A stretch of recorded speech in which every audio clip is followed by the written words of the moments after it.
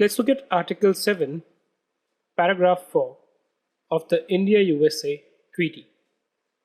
Mere purchase of goods by the PE.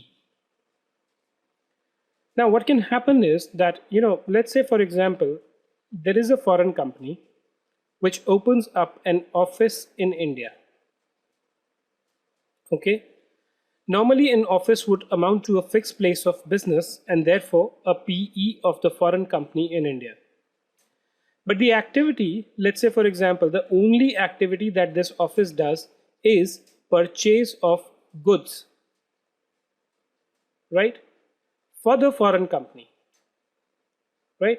So the purchase is done exclusively for the foreign company.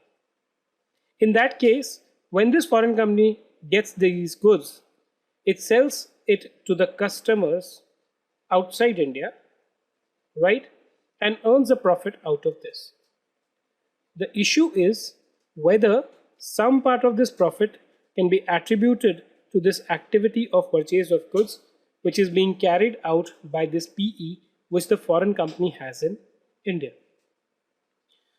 And the answer to that is given in Article 7, Paragraph 4.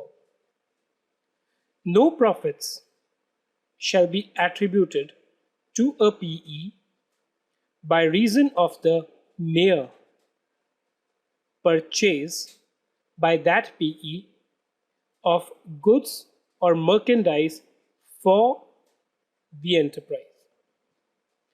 A few things which one should understand here is, so what it says is that if you are just doing a purchase of goods for the foreign enterprise, even if you are a PE, there will be no attribution of profits which will be done to you for this activity, right?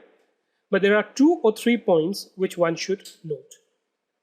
The first one is the use of the word mere, which means that the only activity which this PE should be doing should be purchase of goods. What should be purchased? It should be purchase of goods or merchandise, not anything else.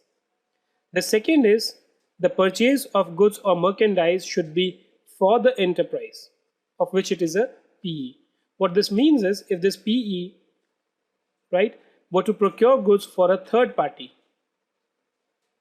right, and when it procures these goods and sends it to the third party, this third party makes a commission payment to the foreign company, right?